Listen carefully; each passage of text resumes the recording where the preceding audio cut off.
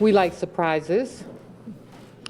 But we're here to get, with this group of folks, where are you all? Come on up here, come on up.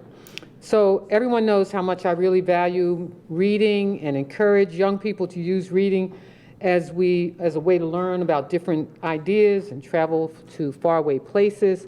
And so today we have Deborah Taylor, who's with us, the Pratt Library Director of School and Student Services, who will announce this year's Summer Reading Challenge. Also with us today is Rachel Frisch and Michael Jones. Yay, woohoo, welcome them. Mr. President, did you want to say anything before? I'm just excited. All right, go ahead. Good morning. Thank you, Madam Mayor. I'm delighted to be here. We just want to let everyone know that the Summer Challenge is a program for all ages, even children who can't participate. We know there's extraordinary benefits to parents and caregivers, reading to babies and toddlers. Early literacy programs help these children grow up to be confident readers. So each day a caregiver reads to a child is counted in the Summer Challenge. For school-age children, the Summer Challenge helps to keep them encouraged to stay engaged with reading and learning outside the classroom. We all know that during the long summer months, kids can forget some of those lessons taught by their teachers. The Summer Challenge helps prevent summer slide, so they're ready for school in September. For teenagers, Summer Challenge gives them incentive to stretch their imaginations without ever leaving the library. Last year, nearly 10,000 people joined the Pratt Summer Reading Program.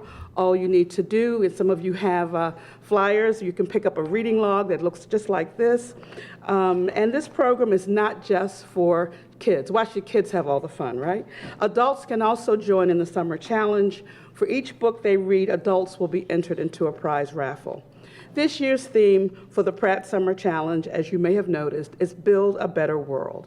And I can't think of a better way to make our world and our city better than to encourage all age groups to fall even more in love with reading and learning.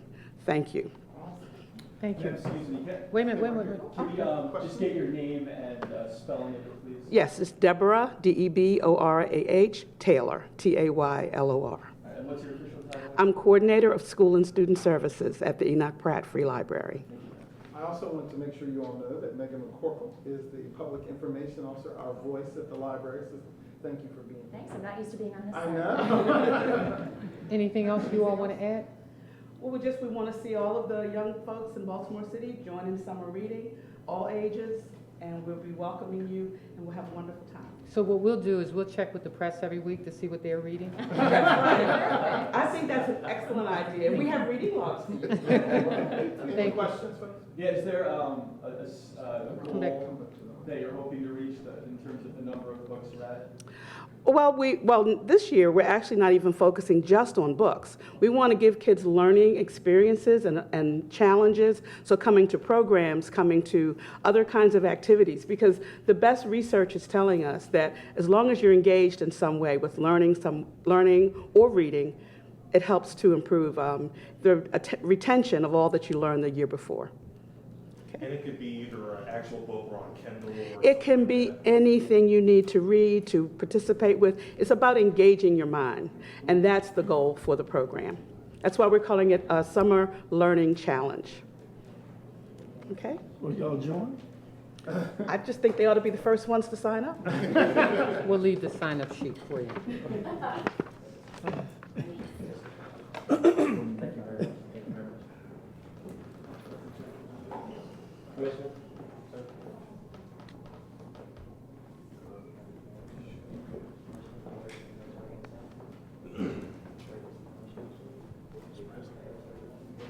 Hey, Commissioner.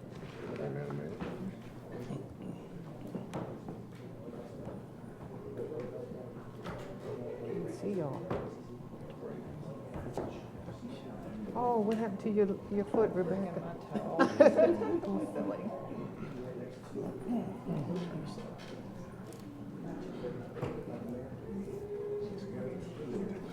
Oh, thank you. Thank you.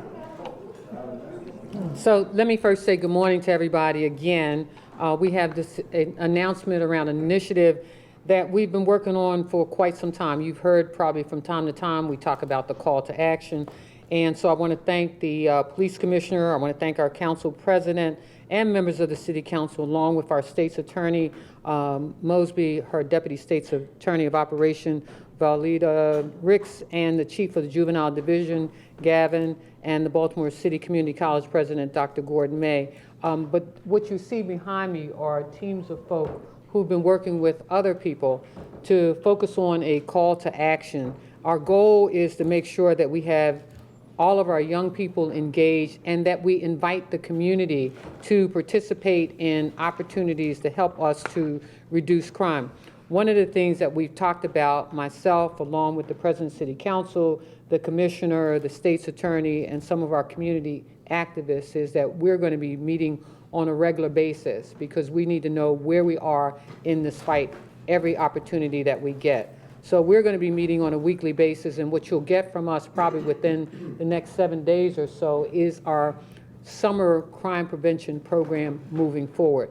On Saturday, June the 10th, I want to say thank you, Mr. President, for the use of Baltimore City Community College. From 8:30 to 12:30, we will have different presentations focused on our critical paths to action. And these individuals that you see behind me have been working on these critical paths. And so we are focused on how we, one, make sure that children are engaged in programs this summer. As you well know, we're still working with the City Council in terms of after-school programs. We have provided funding thus far for I think it's close to 9,000 to 10,000 children to go to work this summer that we've raised money privately to do at $1,500 a piece. We're also going to have a challenge for young people who have that entrepreneurial spirit. I know you pass those Ouija kids on the corner, and somewhere in there is an entrepreneurial spirit. So one of the things that we've been talking about doing is creating 5 pop-up car wash sites throughout the city.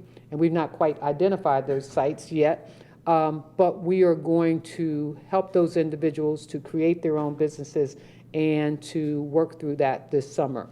The other thing is whatever other pop-up businesses or ideas that they have. So we're calling it the Teen Biz Challenge, where they will talk about their plans to do business this summer. I think we've got about 40 different young people signed up, and we're recruiting every day among the squeegee young folks that are out there to get them engaged as well.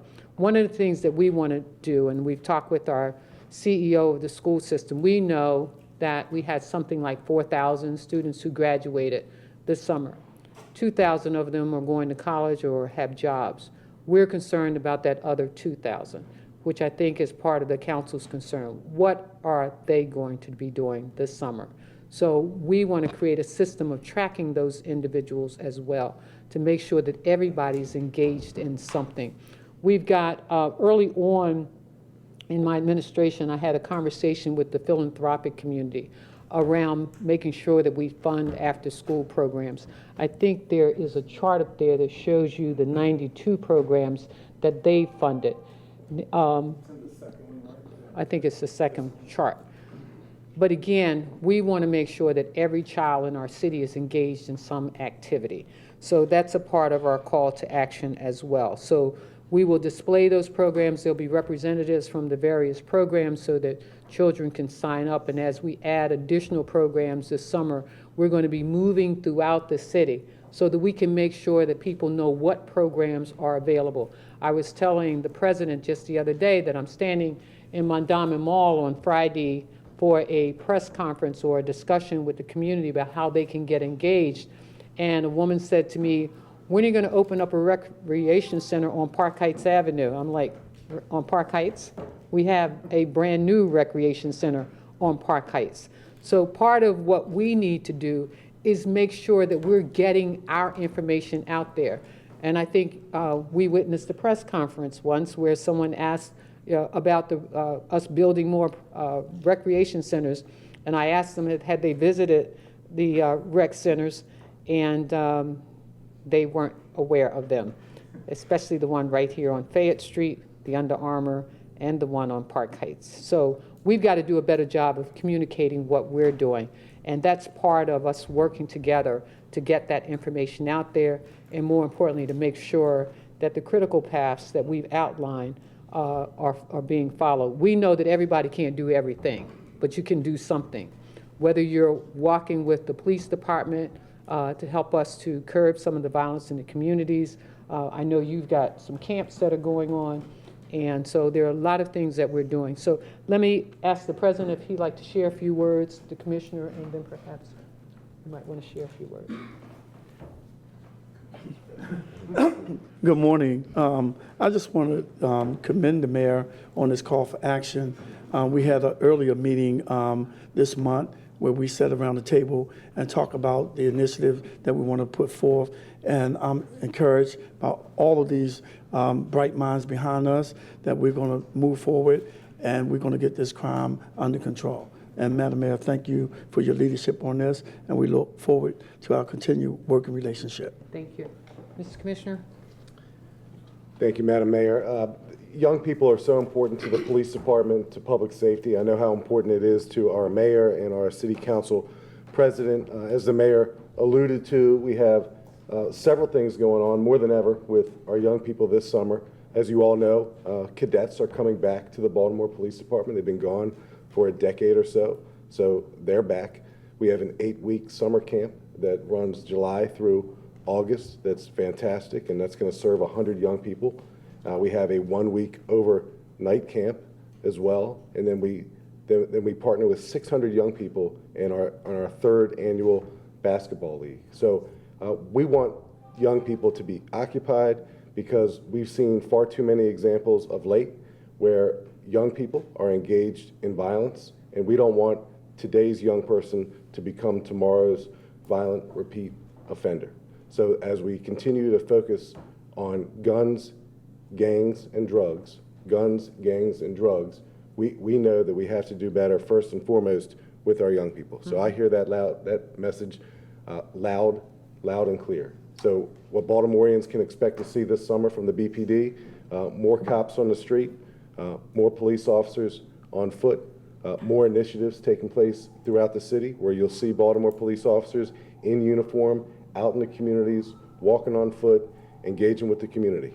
Again, the focus on guns is so important to our city. I know how important it is to the mayor because we work together in Annapolis, and I'll be back next year to put some teeth, hopefully, in the existing Maryland law that treats the illegal possession of a firearm in our state as a misdemeanor. And as I talk to people on the street, and I've had an occasion to ask them on more than one occasion, hey, if the police catch someone with a gun, do you consider that a violent crime? And everybody says, yeah, that's a violent crime. You can hurt somebody with a gun. Well, it's not a violent crime in Maryland. It's a misdemeanor. So we know that we have a very small segment of our population, because the fact of the matter is most people are not illegally carrying guns in our city. Most people in our city are not a member of a gang. Most people in our city do not sell drugs. It's a very, very small group that we continue to focus on. So what we do have to do is hold those folks accountable who do engage in guns, gangs, and drugs. So there's a decision a person carrying a gun has to make every day. So before that person leaves his house with a gun stuck in his waistband, he has to weigh the odds. And if I get caught with this gun by the police, and if I even get prosecuted by the state's attorney's office, what's the chance of something happening to me? And unfortunately, nothing happens. It's a suspended sentence, even when they're found guilty. So we have to continue to have that conversation as a community. We're looking forward to a summer that is engaged with our young people, like this young man right here. And we want him to have the best and brightest summer he possibly can. And the police department is committed to being a partner with the mayor, the city council, and this entire city. So we're looking forward to the call for action this Saturday. Commissioner Davis, the 6 men who are at large still of the 14 that were indicted, any Can we update get through on? this press conference? Go ahead. You gonna do it now? Yeah, can we get through the press conference and then you can have questions? Dr. Andre Bond. Good morning, everybody. Madam Mayor, first of all, thank you for the call to action for those of us in the community who want to be involved. Success of the citizens of this city is everybody's responsibility. In the call, there are pathways where everybody can get involved. So to speak, that everybody who is interested in doing some work in Baltimore City can get in where they fit in, so to speak, and express their interest and their expertise on these critical pathways. And so when individuals looked at those critical pathways, they'll see an opportunity to get involved. And so we can get to the action part of this call, because it has to be about massive action where everybody gets involved to try to help curb violence in this city, and then at the same time inspire those who have so much capacity but are being overshadowed by the lack of a call for their strength and capacity. So again, I'd like to just thank you for the call. Let me also say thank you, because part of what I've learned in this whole process, because they've been meeting, what now, since January? Yes. What I've learned is that there's so much going on again, whether it is mediation, where's my mediation team?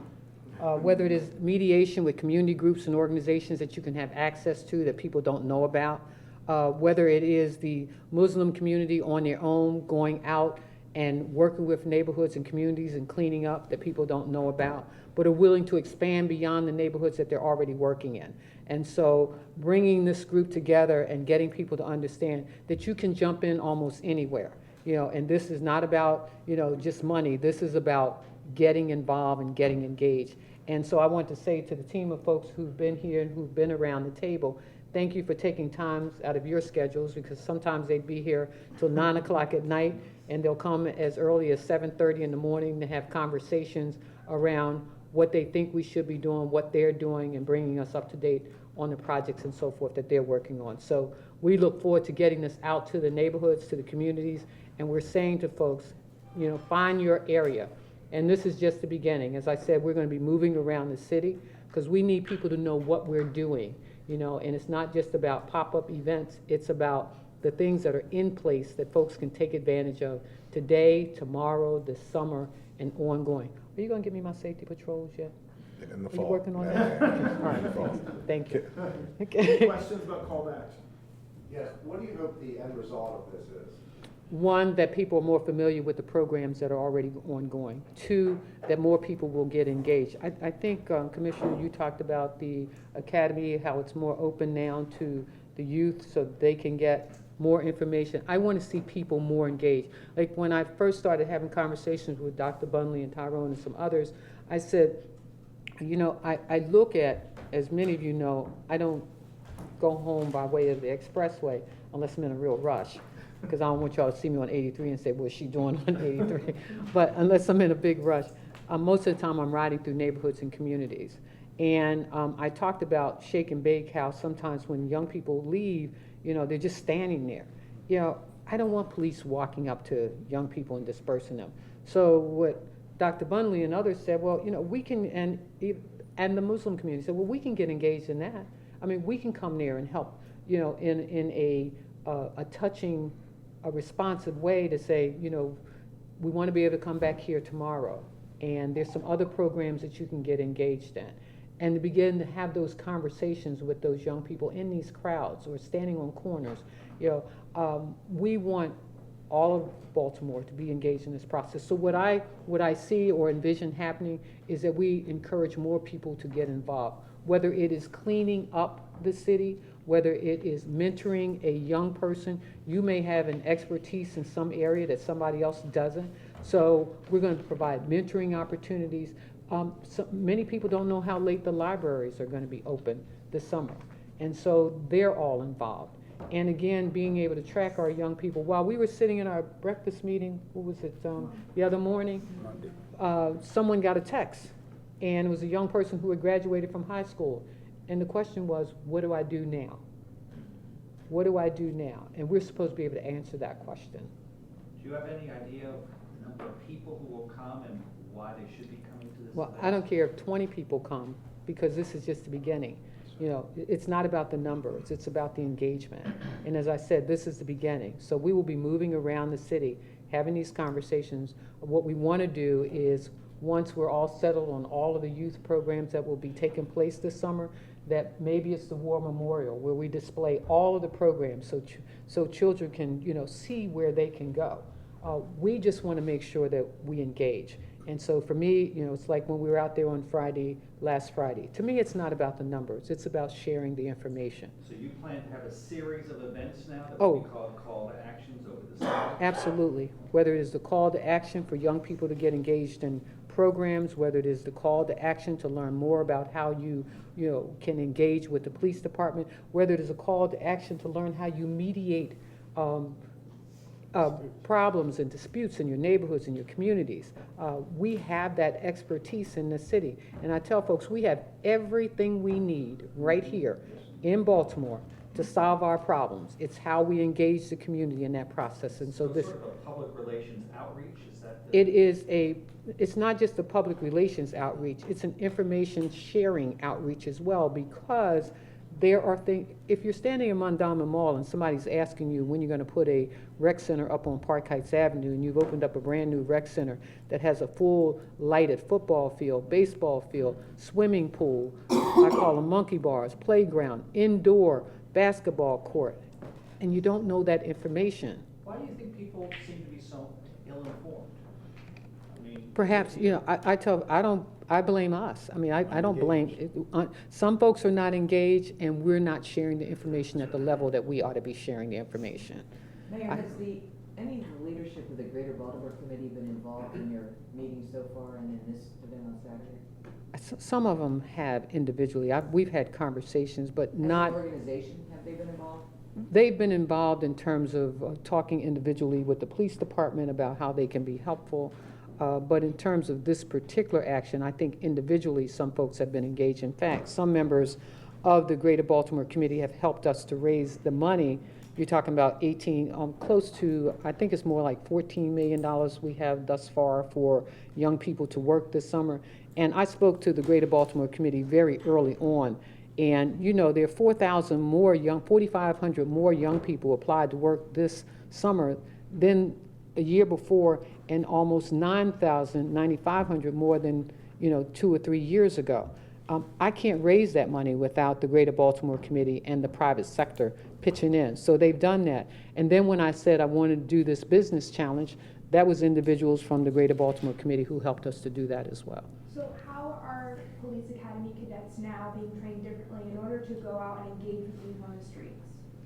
You want to share that? So we've been tackling that issue for the last year and a half, 2 years. We have a 40-hour academic curriculum in the police academy called Community Foot Patrol, and they teach communication skills 101, and our trainees, while they're in the police academy, go out and engage in foot patrol activities so they start to build that type of muscle memory. Every police academy class that has graduated since I've been the police commissioner has spent their first 90 working days exclusively on foot patrol.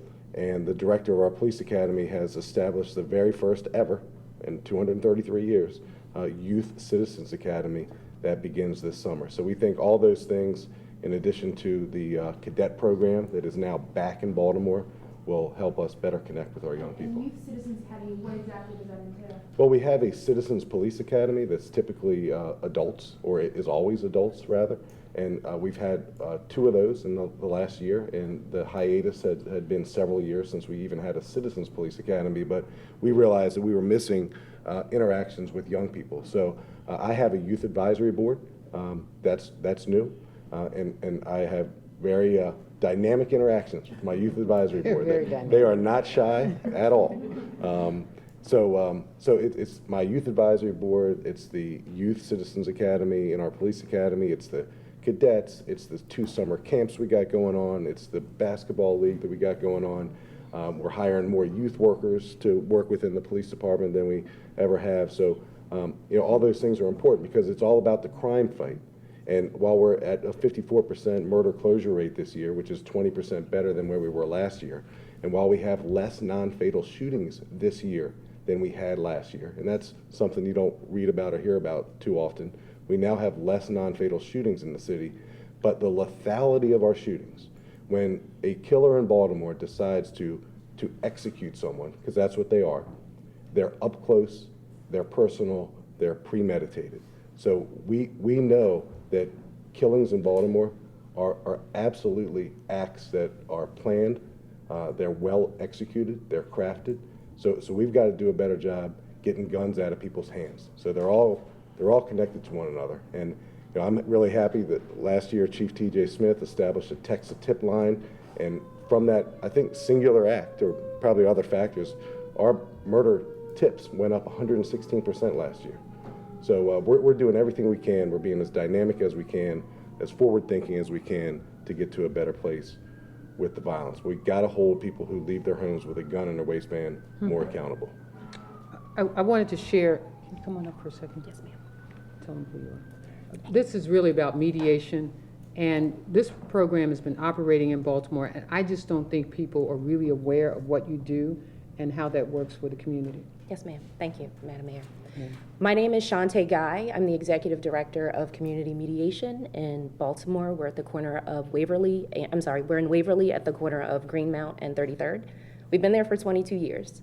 We're in the building with the great mural on the side of the wall. So what we do at Community Mediation is we help people have difficult conversations. That's as simple as I can put it. What we know to be fact is that most of the victims of murder in our city know the person that killed them. What we know for a fact is that through something that happened, there was a rift in those relationships. What we know for a fact is that talking about why you have a beef or talking about what's going on in your family dynamic is powerful. The work that we do is very community-driven and community-based. Those that mediate for us are members of Baltimore City community, from teenagers all the way through our senior population, so that the folks that you're having or that are facilitating the mediation for you look like you. They've shared life experiences like you. There's relatability. We're always looking for more folks to get engaged, specifically young folks, so that there's relatability and credibility at the table right out of the gate. We're looking forward to participating in the Saturday's event, where we will be demonstrating what a mediation looks like, where we will have 2 African-American men serving in a real life case, if you will, that we mediated before that resulted in de-escalation of a potentially violent incident. And you've also helped with conversations with the police in the community, which is one of my favorite discussions that you all. Yes, ma'am. At the beginning of this year, we formally kicked off our police and community mediation program in partnership with the mayor's office, in partnership with the commissioner, and in partnership with Dr. Sanalisis. And so we just actually wrapped up our first full school year of bringing together 10 officers every week and 10 students every week in Baltimore middle and high schools to have dialogues about how they perceive each other. And these are very real dialogues that start with, talk to us about a moment you felt judged by a police officer.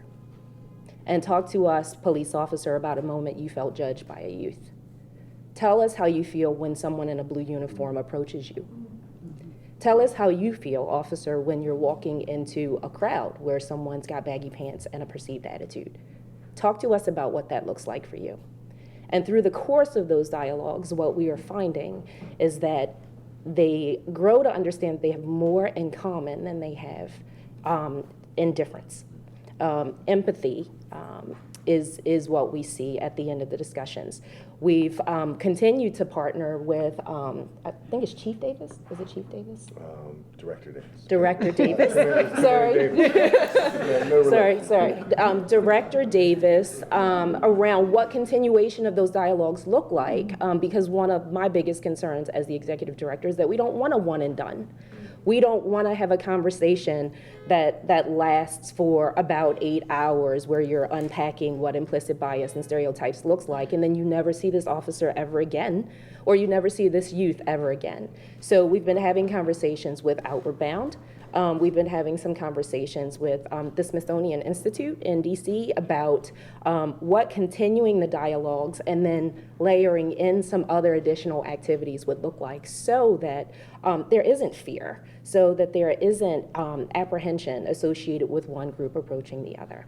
And then the second portion of the police and community conversations that have been going on, without divulging too much of the confidentiality of those conversations, is that since March of last year, we've been engaging the Western District and community members and youth in the Western District around what co-policing that community looks like.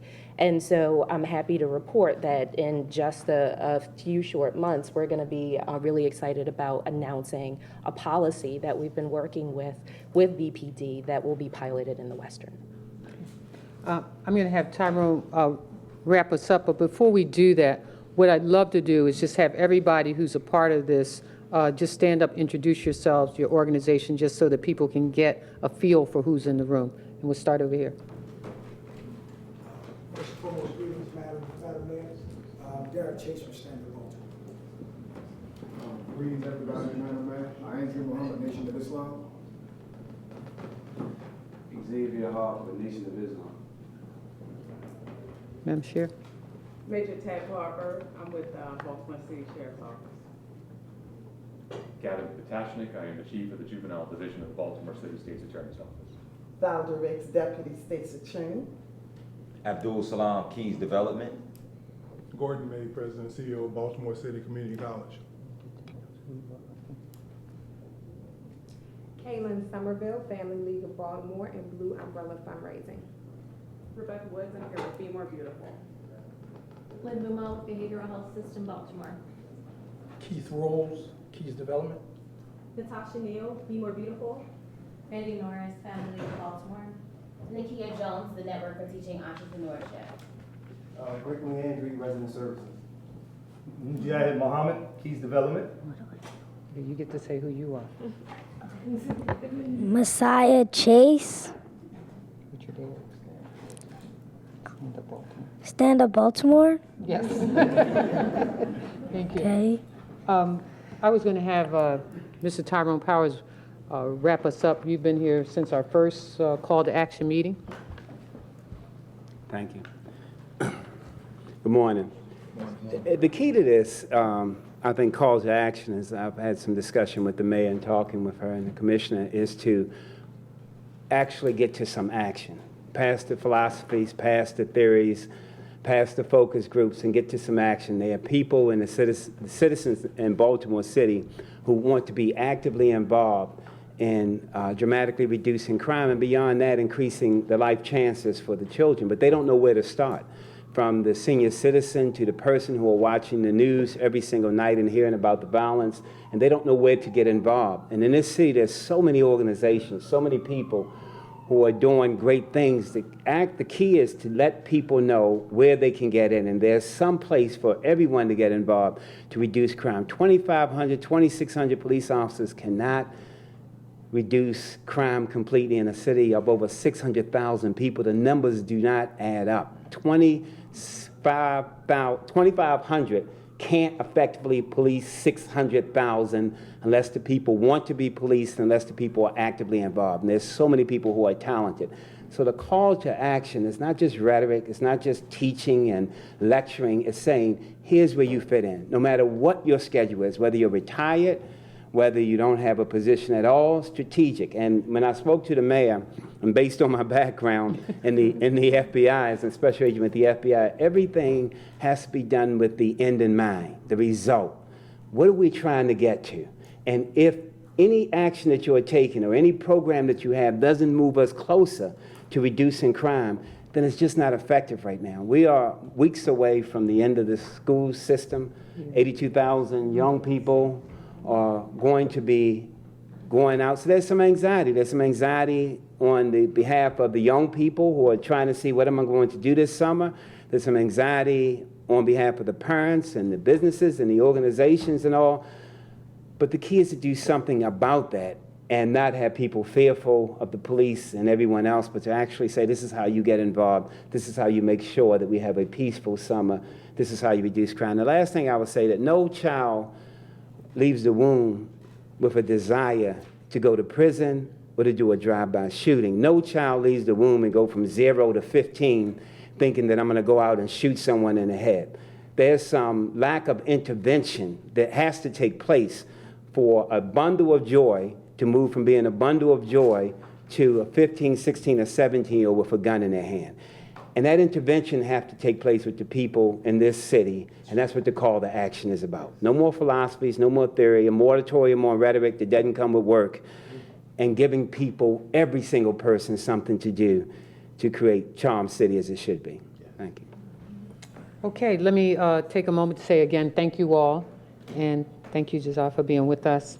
And more importantly, I look forward to seeing everybody on Saturday. Okay? Thank you. You want to say? Thank you. Thank you. Okay, I'm running late this morning, so I'll take a few questions before I go. Give us 1 second, let's get these folks out. Thank you all. Thank you. Thank you, Don. Thank you. No worries.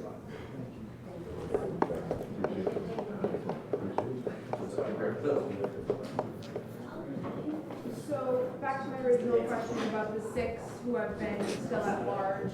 Where is have you received any response with murder tip, texting or anything? So lots of tips. You probably saw we had police officers and detectives in the Brooklyn community handed out flyers.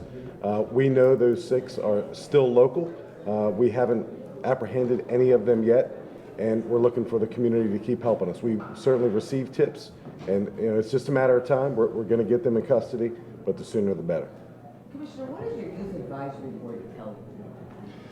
Yeah. Let's be specific about that. What do they tell you about the nature of the violence? Well, it's guns, and it's guns, gangs, and drugs. But the ease that, Jane, a firearm can be obtained by a person in Baltimore is absolutely stunning. It's stunning. And as we just concluded, about a month having the ATF ballistic van in our city, one thing's for sure, guns get passed around in this city, right? They don't get thrown in the water. They get passed around from group to group and person to person. So they've told me if they want to get their hands on a gun, they can get their hands on a gun. Now, what prevents them from carrying that gun and using it is a decision that they make every day to resolve conflict differently. But we have young people and adults who choose to arm themselves every day because that's the only way they know how to resolve conflict. And this is a big and, the criminal justice system as it currently stands does not hold gun-toting criminals accountable, in spite of the fact that the vast majority of them are violent repeat offenders. So, sorry, Yes, ma'am. but one of the things that we talk about is that if a gun is used in the commission of a murder, and I think this is a part of it, that most young people don't think that they can be charged as an adult. Right. So, Mayor, in Maryland, you can be charged as an adult with murder at the age of 14. You can be charged as an adult at the age of 16 if you illegally carry a firearm. You can be charged as an adult in Maryland at 16 if you commit an armed robbery. There's a young man by the name of Corey Williams. Corey's 18. He was charged recently by the Baltimore Police Department with a February 3rd home invasion where he shot 2 people. And then he was also charged for, on February 9th, the murder of a man in Southwest Baltimore. An 18-year-old, and I kid, I can't even say young man. I've got 4 teenagers myself, and my oldest boy is 17, and it's a stretch to think about him as an adult or a young man. He's a kid. So somewhere along the way, like Dr. Powers referenced, that baby, that perfect child, wasn't given the support, the opportunities that he needed to live a successful life. But then somewhere along the way, something else happened. He was introduced to a criminal justice system that did not make him a better person. And sometimes you make someone a better person by introducing that person at a young age to an accountable criminal justice system. And the criminal justice system for youth in our state is just not at a place where today's violent, youthful offenders are. Commissioner, you talked previously about other cities that have made those gun laws tougher. Do you give stats or anything like that as far as what that's done in Chicago and New York? Well, just look at two jurisdictions, Washington, D.C. and New York. It's a felony to illegally carry a gun in D.C. and New York. And I probably don't need to give you any stats to tell you that those two jurisdictions have enjoyed tremendous reductions in violent crime over the last decade. And that was part of the discussion I had with the mayor of DC, who said to me that when she first came into office, crime continued to spike. And they looked at the gun laws as well as how to get folks engaged in this crime reduction strategy, and that, you know, it can't all just lean on the police department, the criminal justice system, the police department, the community, the school system, the state's attorney's office, and the community at large has to be engaged in this, and that's with this as well. Commissioner, there was a court filing made recently that said that a detective within internal affairs tipped off one of the federally indicted officers concerning the federal investigation. What was your reaction to it? What does that say about the department's handling of possible police misconduct? Well, I saw that, and I made an immediate phone call to the special agent in charge of the FBI's Baltimore field office to ask him if they had any such information. They do not. They're certainly aware of that media report, and they're going to follow up on that, investigate it as appropriate. But here's one thing I think, a recent example of what it means right now for the Baltimore Police Department to police itself. We recently, a week or so ago, criminally charged a police lieutenant because he was stealing overtime from the taxpayers of Baltimore. He was not showing up at work when he should have been at work, and he was putting in for overtime, and he didn't work it. We investigated that internally. We criminally charged him. We held him accountable. You can probably say a lot of things about me, but I will continue to call balls and strikes. And if police officers are engaged in criminal misconduct, I won't bat an eye to do something about it, because most cops are good cops, and good cops don't like to work with bad cops. Commissioner, there's debate currently about the future funding of a program called Safe Streets. What's your position on an initiative like that, a violence prevention initiative that uses sex offenders? So I'm familiar with Safe Streets. Safe Streets has been in Baltimore, and you know the mayor and I continue to have conversations about the most effective use of our resources and city resources. But I'll say this, you know, generally, you know, any effort to reduce violence is important. And I think what the mayor's call to action is an effort to reduce violence. The summer camps that we have are an effort to reduce violence. The basketball camp, it's an effort to reduce violence. So I don't think there's a one-size-fits-all approach to mediating violence or mediating disputes. And you heard just earlier about the mediation that's ongoing, 10 cops a week, 10 young people a week to engage in mediation. That prevents violence. So I think there are so many ways to de-escalate, to intervene, and to prevent violence, and I'm not sure there's one singular way. I think there are many ways. But we will fund Safe Streets. We will make sure that there is funding for Safe Streets. The $3 million you talked about last night at Baltimore, Women Voters of Baltimore League, sorry, butchered that name. That $3 million you said coming from the state, where is that coming from and where is it going? Do you know? The additional $3 million is keeping our libraries open. It goes into our school programs after school. The $3 million here came from. First money that's will be coming in from the state. Is that correct? What you're saying? I'll go back and check the date, but let me just say this $3 million was raised by philanthropic groups around the city. Mayor, I just heard you commit to funding Safe Streets, something the city council wants. Well, Safe Streets is something that we all want. Right. It is a matter of where the dollars are coming from. As you well know, we went to the state and asked them for additional funding. This program's been in place since 2007, and nobody seems to have been able to find a way to fund it. And so I've said to the philanthropic community and others, I mean, the city doesn't have a spigot that it turns on and money just comes rolling out. You know, for almost a decade, we've not figured out how to fund Safe Streets. And so we will make sure that Safe Streets gets funded this year, but there's got to be a call to how, you know, there's got to be an approach to how do you fund these things long term. You can't just apply for grants and get a program up and going and don't figure out what's the goal long range. How are you going to fund it? Where's the money's going to come from? That just means that some priorities have to be given up and something else has to be funded. So where do you stand on the debate, the current standoff with the city Well, council? let me be real clear. Cuts. I have not had a long, I've had conversations with the budget chair.